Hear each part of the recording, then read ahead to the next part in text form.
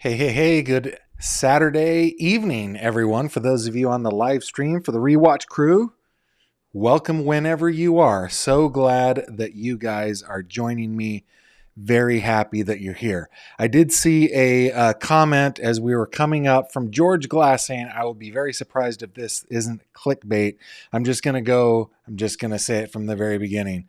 No, there's stuff in the reports that has been released. It's brief, but it talks about the autopsy and what the pathologist or what the medical examiner, what his concerns are. And we're going to go over that tonight. So, of course, we're talking about the case of little Madeline Soto, 13 years old, last seen the night of February 25th of this year, technically missing on the 26th. You guys know the story. You've seen all the videos, but this poor little girl lived a life that nobody is deserving of from at least the time she was 8 years old. And it's tragic and it's terrifying and it's sad. And if you guys have been watching me here, have been waffling back and forth about her mother, Jen Soto. I mean, the guy that was arrested for this is her mother's boyfriend, Stephen Stearns. I feel like if everything that is in the reports is accurate and true, then I think Stephen Stearns did it, right? Of course, he has not been convicted of anything, and we're going to have to just wait and see whether he pleads or takes it to trial. We'll just have to see. But if everything that he's been accused of is true, then this guy is wow. I mean, it's just, and I believe that it's true. I'm not calling the cops liars or anything here. I believe it's true. But little Miss Maddie, she was found a few days after she went missing, just summarily dumped into a field in between some bamboo-like trees. And she had spent the last, 5 years of her life in just a hellish existence. And I think that might be the reason why we all care so much, right? But let's go ahead and get into these documents here. I am still going through the something like 70 pages of documents that have come out over the last few days. I've not posted them on the website.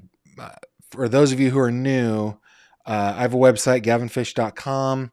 If you go to the website, there's always a link down below. You can find Madeline Soto's case page here, and it has all sorts of stuff, including audio recordings and case documents and so forth. I will get them posted there, okay? But I have not yet, but I will do my best to get that done soon. All right, so let's get into this document here. This is a supplemental report that was filed on May 1st, 2024. So, a little over 2 months after Maddie was found, Stephen Stearns was arrested.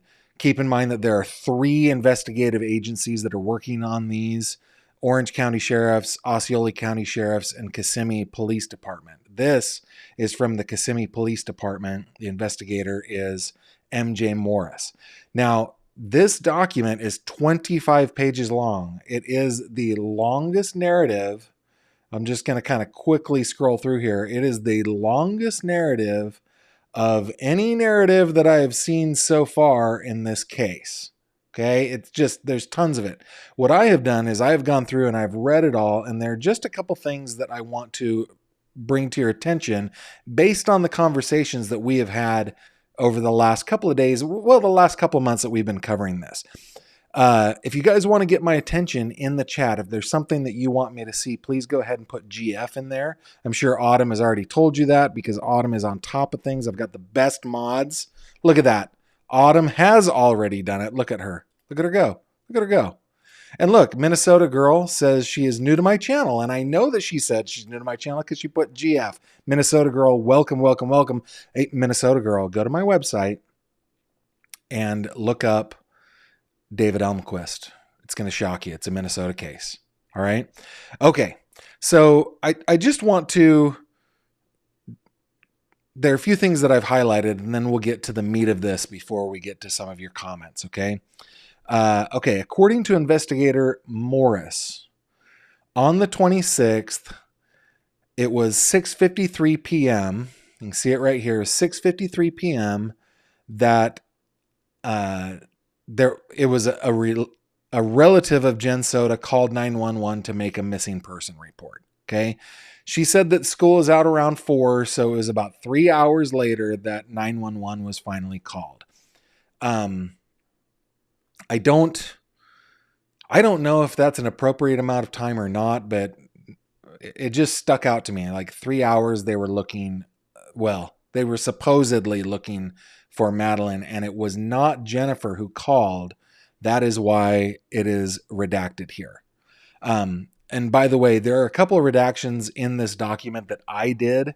I just feel like the names of the like the daughter of Jen Soto's former husband didn't need to be there. The roommates' names didn't need to be there. So I have redacted those out as best as I can. But the rest of the redactions are by Kissimmee. Okay, so that's number one. 1853 is when the call was made. We've talked a little bit in previous videos about how Jen's story has changed. It's gone back and forth. According to a sworn written statement to Orange County detectives, this is a statement that we have read here on this channel. Jennifer said that she saw Madeline getting ready for school. She later changed that story. And there are a couple of things here. I'm going to skip down to here. We'll go back up to it. But later on February 27th at 11:15 a.m., so the morning after, Jennifer stated she actually saw Madeline at approximately 11 p.m. on the 25th. She stated Madeline went to the guest bedroom to sleep along with Stefan because she just started a new job and needed to get some sleep, which she had not gotten recently. So that story, we had commented about that last night. Like, she's changing her stories here, and that is indicative of somebody who just doesn't have their story straight, in my opinion. A couple other things going to move up. When Jennifer and Stefan were reporting Madeline missing, Stefan described Madeline to be wearing a green hoodie, blue pants, and white Crocs. White Crocs.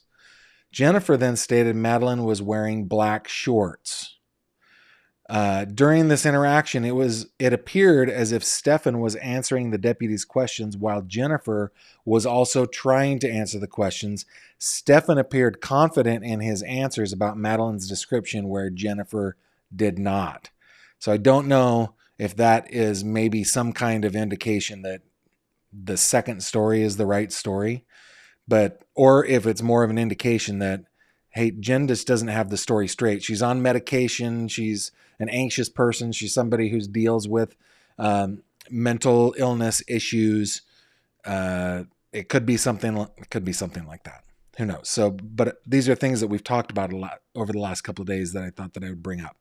Okay, scrolling down. We know that Stefan, we've listened to the recording a couple times. The first interview with Stefan, I think probably on Monday, we're going to go over another couple of recordings with Stefan. But obviously we know that his story was BS. The license plate readers and video footage show his car going all over the place. That was all bunk. Okay, there's this whole section about Yolanda Zambrano, who is Madeline's grandmother, and she is the one, she tells the detectives that it's not uncommon for Madeline to walk over to her place of business, which, that also seems kind of strange. Okay, if Maddie's not at school when you went to pick her up, just go over to grandma's, right? But it seemed like she did not have that story quite straight. This sentence, though, stuck out to me. Yolanda stated she doesn't like Stefan because he doesn't do anything, as in working. She said Jennifer just doesn't want to be alone. To me, that is an indication that there is a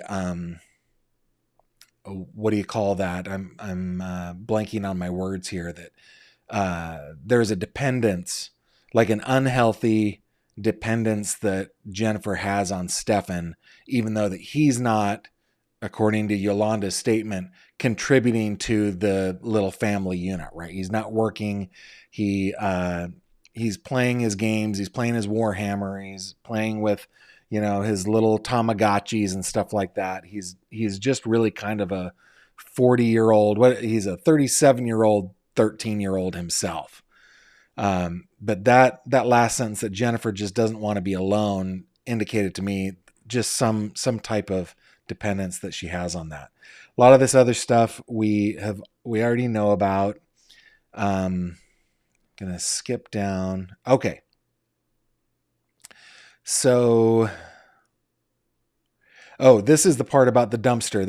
We learn a little bit more about the dumpster here. Okay. While I was conducting interviews with Jennifer and Stefan, Detective Belardes, hold on, when was this? This was on the 27th, I think. Okay. From the Orange County Sheriff's Office, learned the garbage dumpster from Venetian Bay, the apartment complex, had not been collected since Stefan is seen on video throwing several items away. Detective Belardes arranged for the dumpster to be collected and transported to 4978 LB McLeod Road, where the dumpster was emptied in a secure area away from all the trash. The Orange County Sheriff's Office Forensic Unit responded and assisted in searching through the trash from the dumpster. Crime scene investigators located a tire which was in the trash. That would be the tire that he shredded, in his words, while he was actually near the scene of where Madeline's body was found, right? And near the tire was a plastic bag that looked similar to the one Stefan is seen on camera throwing away. Inside the bag was a black backpack with a Hawaiian print.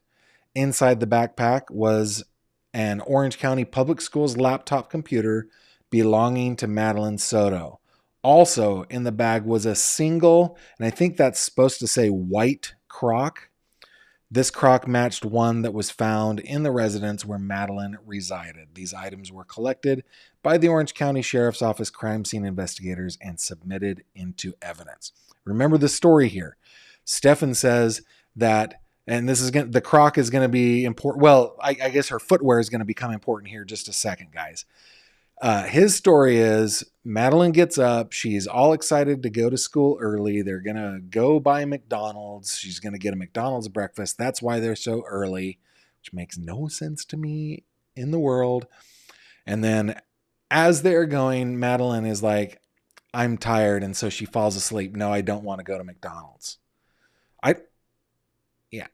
It just doesn't ring true to me, right? His story is she was asleep in the car. Of course, we read from other reports that Madeline can be seen on surveillance cameras, traffic cameras, and other surveillance cameras, where she is slumped over, mouth open.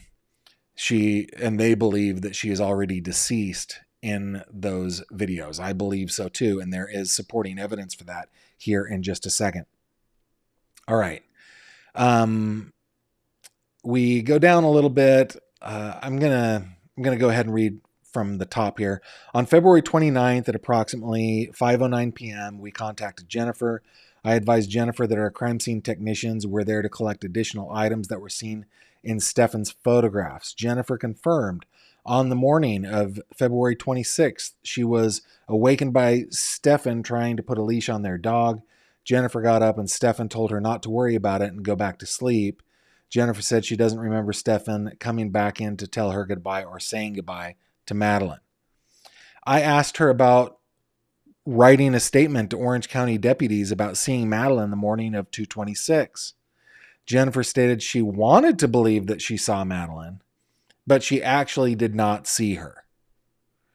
Jennifer said Madeline picked out clothes to wear on the evening of February 25th. Now, this is like a new little nugget, right? This is a little change in her story. Why would she know that she was wearing black shorts? Oh, because she picked out clothes the night before. I asked Jennifer to explain her and Stefan's sex life, which she described as vanilla. Stefan would want to have that kind of sex right here, and with Jennifer, and she said she didn't want to. And then it goes into her medications. Holy cow, was she taking medications? These are Madeline's medications. So Adderall, hydroxyzine, Miralax, whole bunch of stuff. Okay. Let's see. When I asked Jennifer about the sleeping arrangements, Jennifer said Madeline would sleep with her most of the time, and when Stefan was there, they would all sleep in the same bed together. Jennifer said when her and Stefan broke up, I should say she and Stefan broke up, she could only think of a few times that Madeline slept with Stefan in a separate room. I can only think of a few times that happened. Very rare, I guess. Jennifer said she didn't feel comfortable with Madeline sleeping with Stefan, and it didn't look right to her. Yeah, of course it didn't. Like, guys, from the very beginning here, I have suspected, like, is this woman kind of pimping out her daughter to her boyfriend? Is that what's happening here? And reading these explanations, to me, I just feel that is the case. You know, I didn't really feel comfortable with Madeline sleeping with Stefan because, you know, he's my boyfriend, and, you know, she's 13, and, you know, it's gross, stuff like that. It just didn't look right to me. I asked Jennifer when she started feeling comfortable with it, and she said she never was comfortable with it. I challenged Jennifer about telling them to go sleep together on 2/25/24, and she said it was a selfish move because she wanted a good night's sleep. That is, I just do not buy that at all, and I would love to hear your comments on that. Like, put a little GF in your comments, because I don't know in what world it would be normal to sleep in the same bed with a 13-year-old girl, like a stepdad. It's not even a stepdad. It's the on again, off again boyfriend of the 13-year-old's mother. I don't know. That does not make any sense whatsoever. She wanted a good night's sleep, but she also talks about the medication she's on that makes her loopy and passes her out, right? Makes her pass out. So, like, which is it? Did you want a good night's sleep, or did you want to give your daughter to your boyfriend because he was unsatisfied with your vanilla sex life? Is that really what happened? It's just so... Yeah, here we go. I asked if she saw Madeline or... oh, no, this was the roommate. Yeah, this is the roommate. Here we go. Let's see. This is all the roommate's testimony. We can go over that another time, I think, but there's something more important. I just really want to get to the stuff that I've highlighted. Okay, so let's start up here. Detective Smallwood, Corporal Ilgen, and I responded to 5670 Hickory Tree Road, where we contacted several deputies with the Osceola County Sheriff's Office.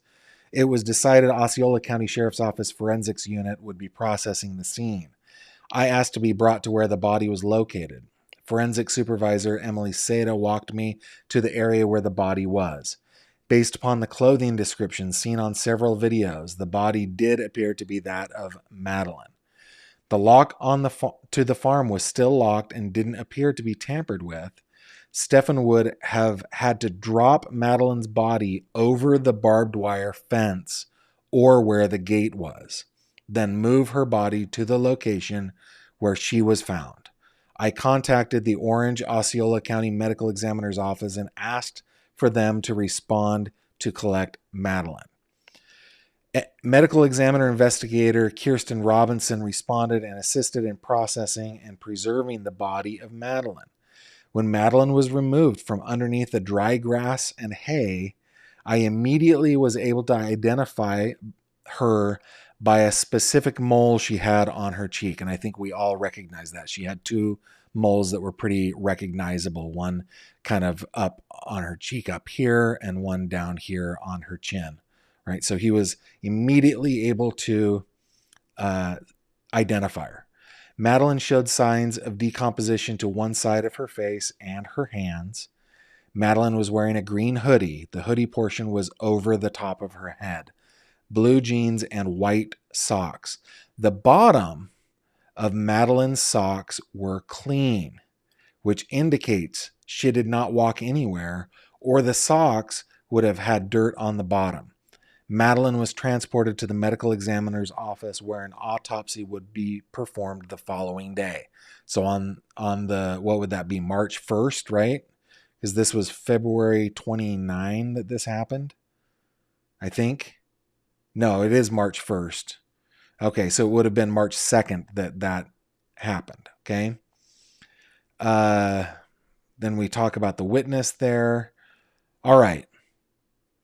This was, and we're going to get to the autopsy part here in just a second, guys. We're getting there. I think it's on page, we're getting there. This was important to me. This is, and these little redactions here that are labeled, that is redacted by the police. The other redactions, they were just mine. I wanted to redact the name of this minor girl. Okay. On March 5th, 2024 at 14:19, so 2:19 p.m., I made contact with Stephen Young at the Kissimmee Police Department. Stephen was identified as Jennifer's ex-husband prior to Stephen. Stephen was placed under oath and provided the following statement. Stephen stated he married Jennifer in 2015 and divorced in either 2016 or 2017. Not a long relationship. He wasn't sure. I imagine that they probably separated pretty quickly, right? So he wasn't sure. Stephen stated he met Jennifer through a dating website. He stated they lived in Venetian Bay while they were married in the same location that Jennifer is living now. When they were living together, it was Stephen, Jennifer, Juan, Jennifer's father, Madeline, and Stephen's daughter. Stephen stated Juan stayed in the bedroom downstairs, which is the master bedroom, right? He and Jennifer stayed in a room upstairs, and both Madeline and his daughter had their own bedrooms upstairs as well, so no roommates. I asked Stephen how the relationship with Jennifer was when they were together. Stephen stated it was good in the beginning, but later on in the relationship, Jennifer began having mental health issues. Stephen said there were times when he would have to take care of the household when Jennifer was having a bad time with her mental health. Stephen decided to remove his daughter from that atmosphere, which is when they decided to get divorced. Stephen said he considered Madeline as his daughter due to the amount of time they spent together. His daughter and Madeline would play games online once a month for a few years. Stephen would join the game just to talk with Madeline. Stephen stated he loved and cared about Madeline, even though the relationship with Jennifer didn't work out. Stephen said he thought Madeline was in good hands. So he tried to be, I think that means he tried to become friends with Stephen since he was going to be in Madeline's life. That's interesting that he thought Madeline was in good hands, considering that Jennifer was having mental health issues. Maybe Stephen just wasn't equipped, and maybe he thought since her father was around, Jennifer would be taken care of. I don't know. I don't need to make any excuses for him or anything. It just kind of sticks out to me. So tried to become friends, I think is what it means, with Stephen, since he was going to be in Madeline's life. Stephen said he visited Jennifer and Stephen when they lived in Northport, Florida. Stephen was playing games with Stephen, which ended in a small argument. Ever since the argument of board games, they haven't spoken since. I asked Stephen where he lived when he was living in Florida. He said he lived in an area called Williamsburg, which is near SeaWorld.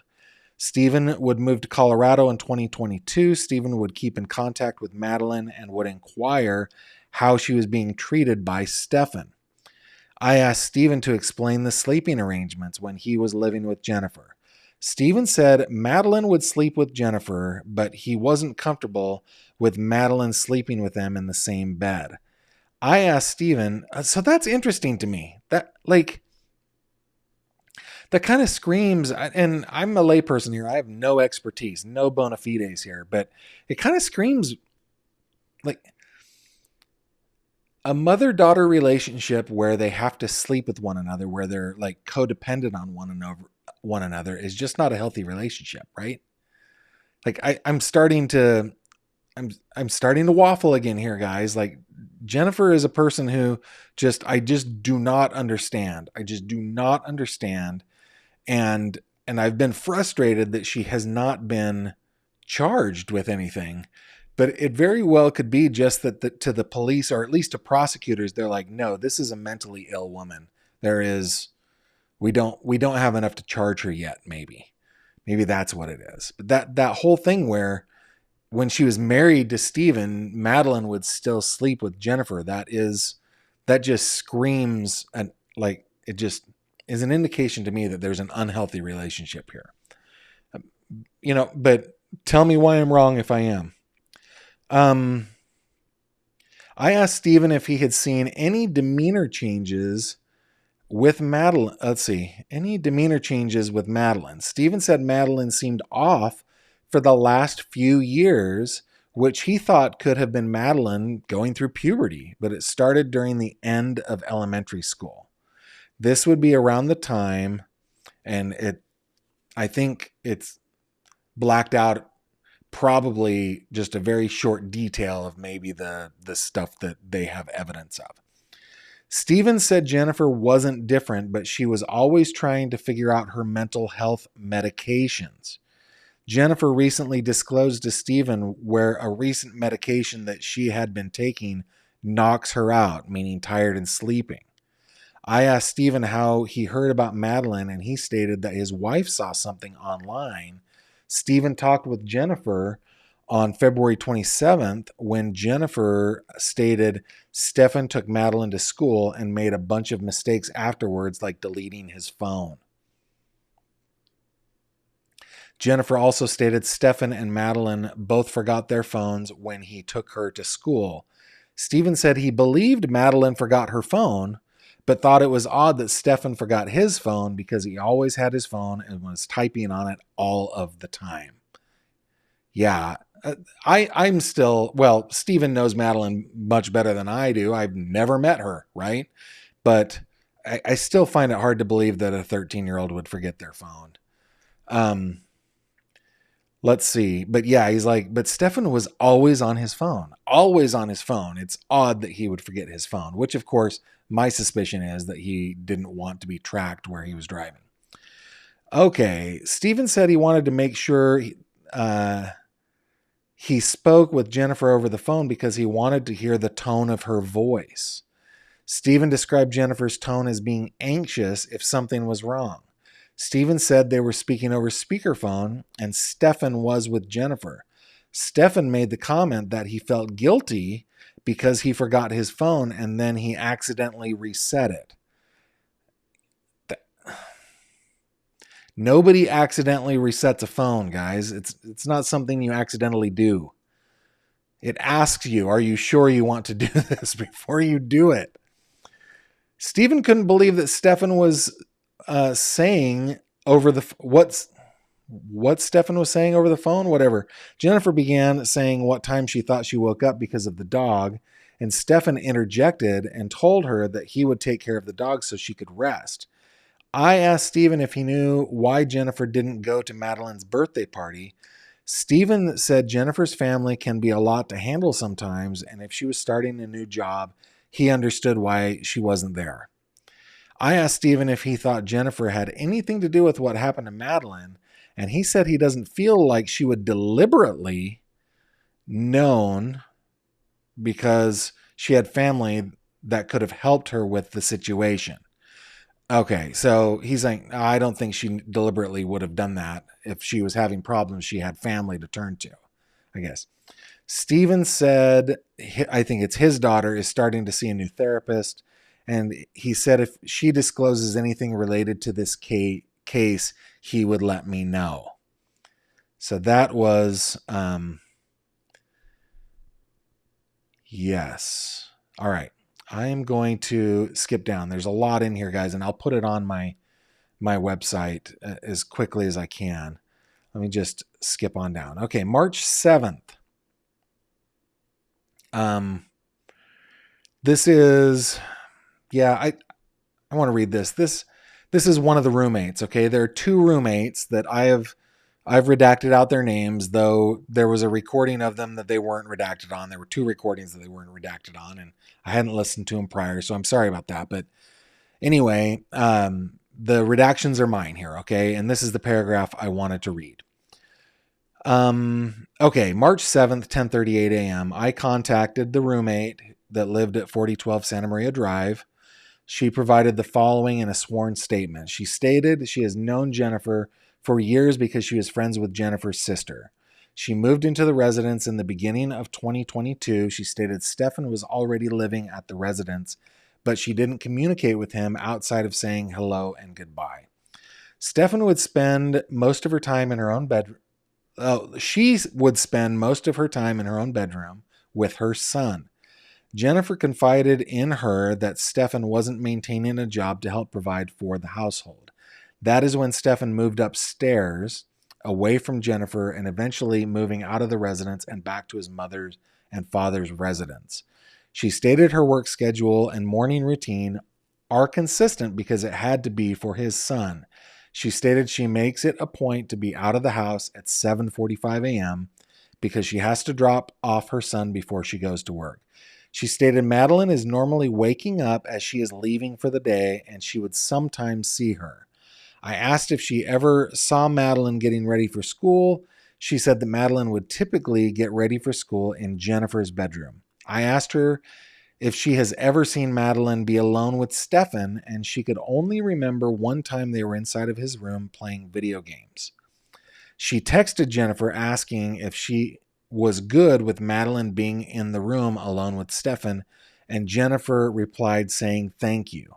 I asked her if Jennifer takes medication, and she said she thought she took medication to help with her ADHD and sleeping habits. She described an incident where she tried waking Jennifer up in the middle of the night because someone tried breaking into her car. She stated it was very hard to wake Jennifer up and believed it was because of the medication. She stated during the evening of February 26th, she told Jennifer that she would help pass out flyers on the 27th or do whatever else that needed to be done to find Madeline. That is when Stefan looks at her and asks her, "Are you okay?" She became annoyed and told him no. She was bothered with this question from Stefan and thought the question was odd. She described Jennifer as being in pieces, meaning very upset about Madeline's disappearance, and Stefan was acting like he was concerned. I asked her if she has ever known Madeline to want to go to school early, and she said no. She stated she did not think Jennifer had anything to do with Madeline's death and became very emotional, saying they love their kids. All right. So maybe I'm being a little too hard on Jennifer. I don't know. I keep waffling here, guys. I'm like the king waffle here. Maybe she just is so mentally unwell that and overly medicated that she like the whole thing where she had been going to sleep. Like, I just can't believe you would go to sleep while your daughter is missing. I would believe that you would pass out from exhaustion, but not like prepare and get ready for bed kind of a thing. But maybe it was the medication that she was on. I don't know. I'm sure you guys will tell me what you think of that. Okay. We're getting close to the stuff about the autopsy. This is a great narrative, by the way. You know, where did it go? Did I skip it? Hold on, let me find it.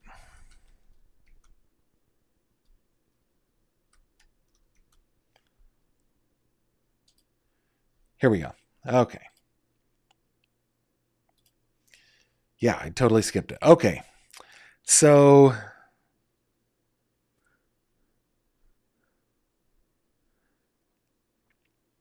I placed a telephone call to Jennifer to let her know that we located Madeline and that she was deceased. Jennifer started to cry over the phone and handed the phone to her father to continue the conversation. I told him that I would be in touch with the family in the next day or two. March 2nd, 2024, at approximately 10 a.m., Detective Smallwood and I responded to the medical examiner's office for Madeline's autopsy. If you guys don't know this, this is pretty typical. The police officers who are doing the investigation typically are present during an autopsy. It's not a hard and fast rule, but I see it more often than not, and during testimony in court, at trials that I cover and so forth, it happens most of the time. The autopsy was performed by Dr. Stephen Giles. Prior to the autopsy, I examined Madeline's body when it was initially uncovered. I noticed her socks were clean on the bottom, which confirmed my observations when she was located in St. Cloud. Okay, this is the important part. During the autopsy, Dr. Giles expressed concern over the hyoid bone in Madeline's neck. Dr. Giles stated the right portion of the bone was not intact, which could possibly be related to her being strangled. Dr. Giles listed the initial outcome of the autopsy as pending, and that is all it says about the autopsy. But let's have a quick conversation, guys, about the hyoid bone. And again, take this for what it's worth. I am a lay person who I just enjoy investigating. So I've done a lot of research on this stuff, but I have no credentials here, right? If you looked at my CV, it would have nothing to do with forensics or pathology, okay? But what I understand is the hyoid bone is flexible and still in separate pieces, most likely at the age of 13. It's not until you're in your late 20s that your hyoid bone, which is kind of a U-shaped bone that goes around some of the soft tissues in your voice box and so forth, that hyoid bone does not fuse until it's different for every person, but until you're well into your 20s. Like I remember the case of Amanda Winkowski. I looked at, in fact, let me bring these up for you here real quick. I should have prepared this, but let me show you some hyoid bone x-rays so you know that what we're talking about. And this might take me just a second. Let's look at Maddie while we're doing that. And I am only sharing these because I've been given permission to do so in the past. So let me just see if I can get there. I have not looked at these in so long. Yeah.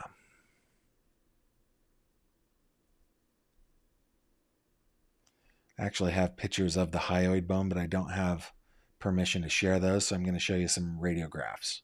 Okay.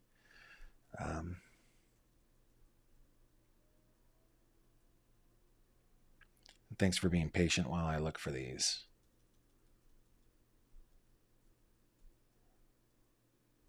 There we go.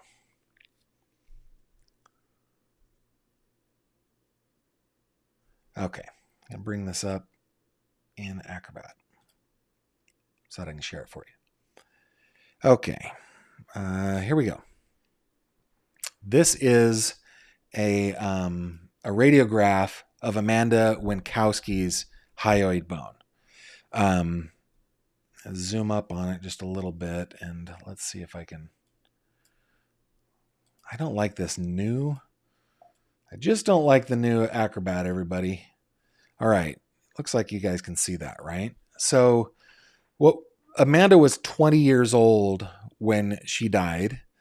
And you can see the hyoid bone is actually in 3 pieces here. It's basically, it has like 2 big horns and 2 little horns. And what we're looking at is the main bone and the 2 big horns. And you can see that there's some separation right here and right here. So at the age of 20, her hyoid bone still hadn't fused together. The pathologist that a friend of mine that I showed this to, who is a forensic pathologist, he's a board certified medical examiner. He said these don't look like breaks. This is what a hyoid bone looks like before it is fused. So the reason that I show you that is just simply to demonstrate that the doctor said it looks like the hyoid bone. There's some trauma to it, but he still needs to put it as pending because that is a very difficult thing to diagnose at the age of 13. But if her hyoid bone, that doesn't mean, I mean, it could have been broken in another spot. You know, it could have been broken along somewhere, not in the spots where we typically find a break in a hyoid bone, in these cartilage areas that become calcified and fuse over time. Could be that it was broken or there was some kind of trauma up here on these long horns, which might be a more clear indication that there is a throttling, right? A break. And when I talk with Kenny, man, I need to have Kenny on again. Kenny is awesome. Dr. Clark is awesome. The forensic science is sometimes more of an art than it is a science, right? You take everything in total to determine manner of death. And Kenny has told me in the past that 90% of the autopsy report is what happened in the actual autopsy, but 90% of the conclusion as to the manner of death is circumstantial. You know, where did they find the body? Under what circumstances? So, I'm just sharing stuff that I know, but take it for its value, which is almost nothing. Okay.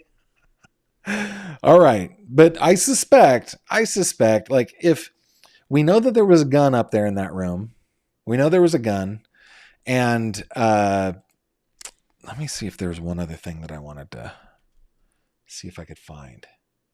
No. Okay.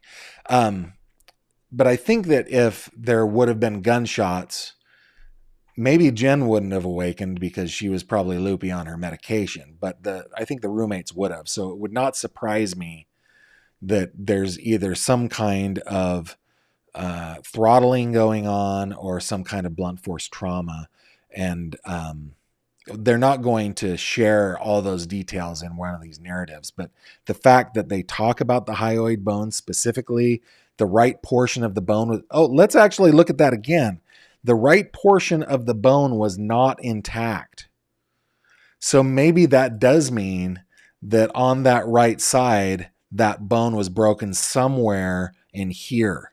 Maybe that's what that means. So I feel like it's probably some kind of manual strangulation, some heat of passion, some angry moment, some kind of fight.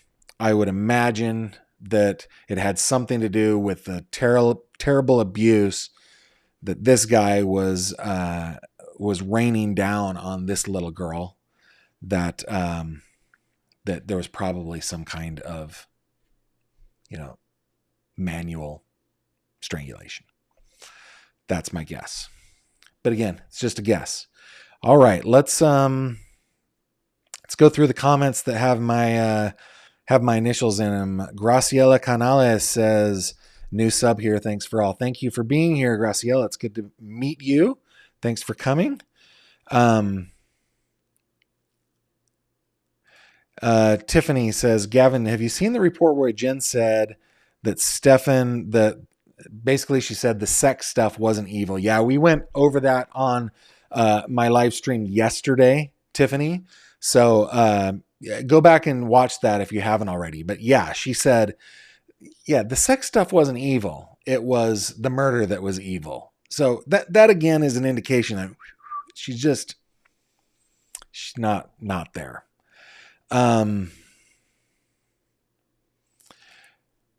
This whole question about whether Madeline was pregnant or not does keep coming up. I think it's a reasonable question to ask. To my knowledge, nobody knows if Madeline was pregnant or not. Ballroom gunfight. What a great handle. This reminds me. So we live in an old Victorian home.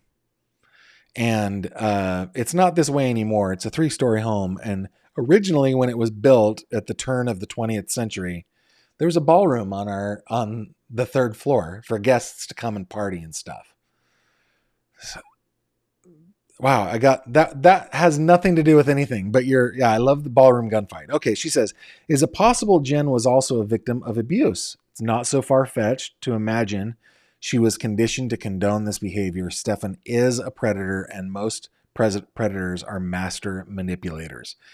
Yes, totally possible that she was manipulated into the whole thing. I get the sense that Jen is not somebody who has powerful mental acuities, right? She is not Einstein, so to speak. I think she probably, and even people who are extremely intelligent still can be manipulated by people who are good at it. So yeah, I think it's definitely possible. Good comment. Renee says Jen also didn't see her when she got ready for school, so she might not have known what she wore that day. Yeah, but my issue with that, Renee, is that she said she saw her, then she said she didn't see her, then she said she helped her lay out her clothes the previous morning. And this is in February. Guys, first of all, the flippy floppy stuff is suspicious to me. It's sus, as my 2 youngest children would say. But it's February. Nobody lays out clothes for school. No 13-year-old lays out clothes for school the next day in February. You do that the first couple weeks of school. I'm not buying that. But good comment. Thank you. Gianni Maiello, hope I'm pronouncing that right, says, Gavin, I came here following Ellen Greenberg's case.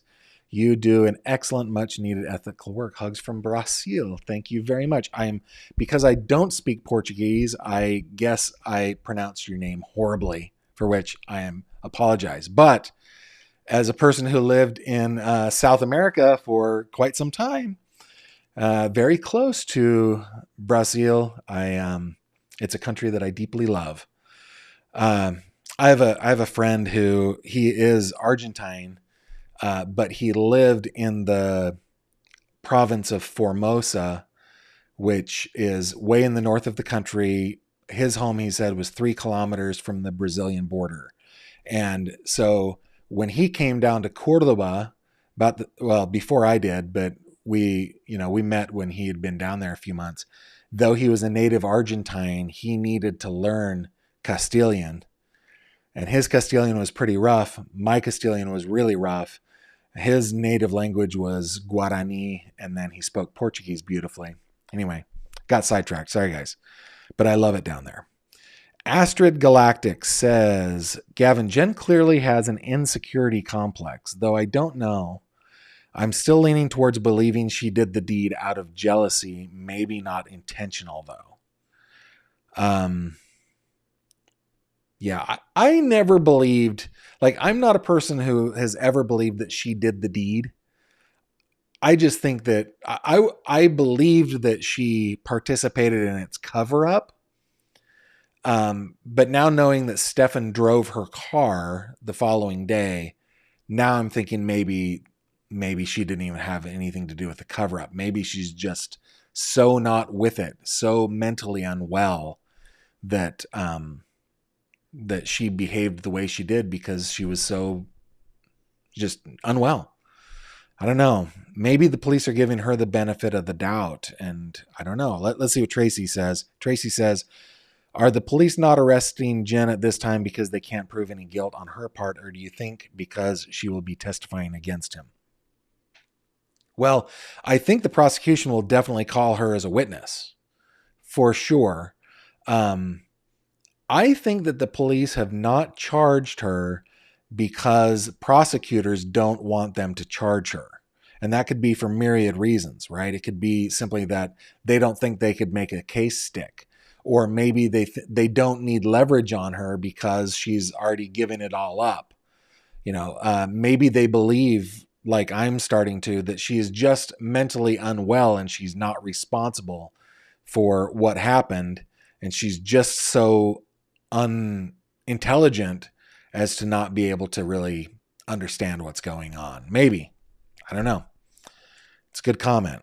PJ says, Gavin, some women feel that they are not whole and complete unless they have a man in their life. Yeah. And, in fairness, I would feel incomplete without Kimberly in my life. Man, I was an ornery and just miserable cuss before I met my would-be wife, right? It's possible. It's possible. Let's see. Betty Spaghetti thinks that she is lying. Kathy says, Gavin, with hydroxyzine, she more than likely slept through a lot of abuse because it knocks you out. Not allowed to drive on it, drugging her to abuse her. Oh, Kathy, that, yeah, yeah. I mean, how do I put this delicately? In this document, they put in more description than I have seen before about the images on Stefan's Google Drive. I think it's possible that for many of the 1,700 images that were up there, she was knocked out. But I also believe that there are some where she is not, which is,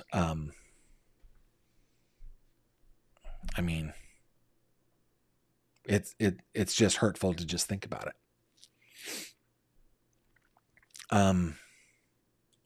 Patricia, do you think there could be enough here to charge Jen with trafficking? I do. Yeah, based on the narratives that we have read, the reports that we've read, I have wondered this whole time why she hasn't been charged. But going back to my comment from just a couple minutes ago, I think probably the prosecution, the DA's office doesn't want charges against her right now for a lot of different reasons. Texas Patty says nothing going on in that house was normal. Yeah, the whole thing where, let's see, I want to be fair about this.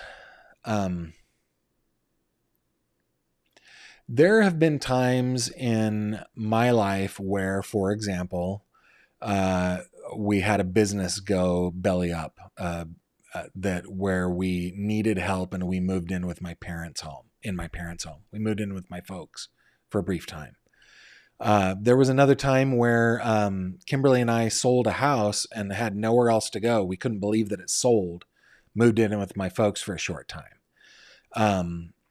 As we were bouncing back from a business failure, we had other family members that were kind of in the same boat. The two families moved into a home together. So, and that was for a short time, 6 months, something like that. So, I get it.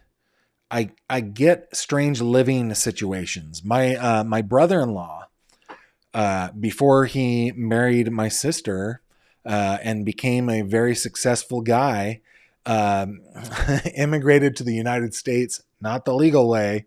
I think he did it by stowing away on a boat and lived on a cot in the garage of some relatives, right? So it's I get that there are living situations that are driven by necessity.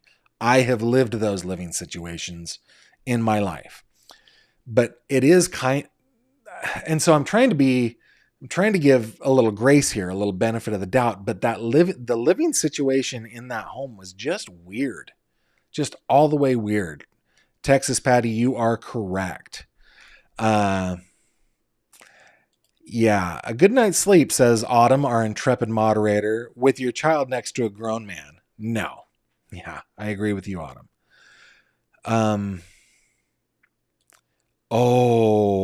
PJ. PJ says Stefan had a 13-year-old girlfriend. Jennifer was his girlfriend's middle-aged mother.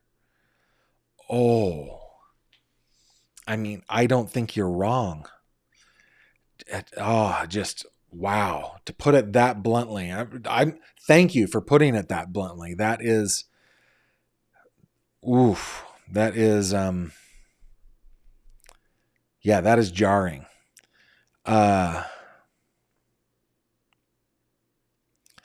Gavin, when is normal for a birth dad and never for stepfather or any other teen or adult? When is normal? Are we talking about sleeping in the same bed? That's what we're talking about here, right? First off, he wasn't a stepfather. He was Jen's on again, off again boyfriend. He was a man-child who liked to play with Tamagotchi and Warhammer and all that stuff. He was a man-child. He was not a stepdad. And like, I don't have any problems if like you're, here's an example. Kimberly and we had 4 of our kids with us as we did our road trip this past summer, doing Route 66 all the way out to California. And we just decided one night that we were going to, we just didn't want to drive through the night. We grabbed a hotel. So we grabbed a hotel room that had 2 beds, and there were 6 of us, and we all piled in on the sofa and on the 2 queen size beds, and we got a little shut eye, right?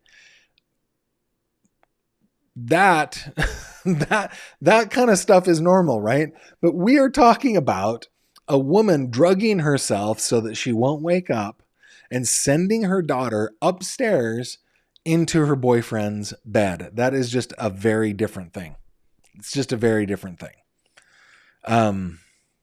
Okay, Minnesota girl. Gavin, do you think Jen's family mom knew about these sleeping arrangements and the fact that Maddie didn't even have her own bedroom?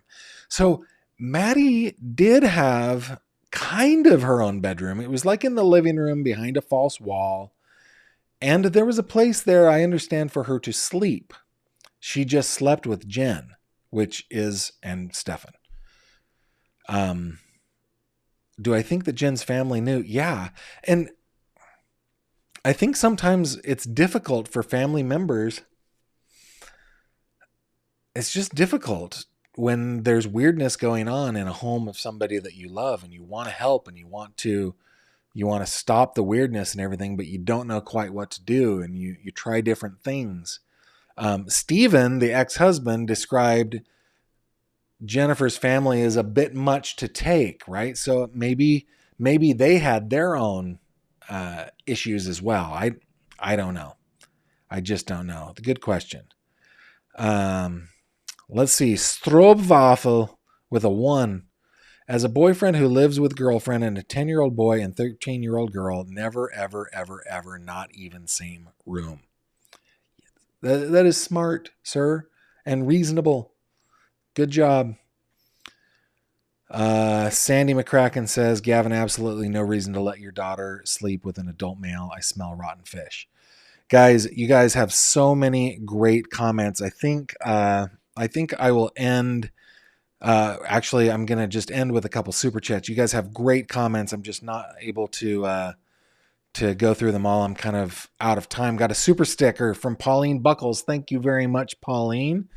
And she sent this. I wish I could see the super sticker on my software here. I'm going to be changing software here pretty soon. And then Emily sent a super chat for $1. Thank you very much, Emily. You guys are awesome. Hey guys, since you've made it here to the end, let me just give a couple of plugs here. I know I should do these before, like early on, but I just want to get into the content. Remember that I'm going to be in London next month, September 21st and 22nd. I'm going to be at CrimeCon UK. If you are across the pond or want to be, join me there in London. This is going to be my 3rd year in a row. I absolutely love it. I'm taking one of our children with me. So come by Content Creators Row and visit with me. And I know Sherilyn's going to be there. Casey's going to be there. A bunch of my friends that are in the true crime space are going to be there. If you have not bought your tickets yet, you can use code FISH at checkout. Save yourself 10%. And if you go to my website, gavinfish.com, you can click that button. It will take you right to where you can get tickets. I am thinking about doing another live event, probably in Philadelphia here before the end of the year. I will let you guys know on that. Remember that I do have a almost daily newsletter called Crime Cod. If that's your deal and you'd like kind of news, true crime news in your inbox, I don't sell my lists. I don't spam. Just go ahead and sign up there. It's really easy to unsubscribe if you want to unsubscribe. Lastly, If you click on this little fish up in the corner of my website, that will take you to the fish tank. We're 2,000 members strong in the fish tank on Facebook. If you're on Facebook, I invite you to join us there. And then, one last super chat from PJ. Thank you very much. She says, or he says, I don't know.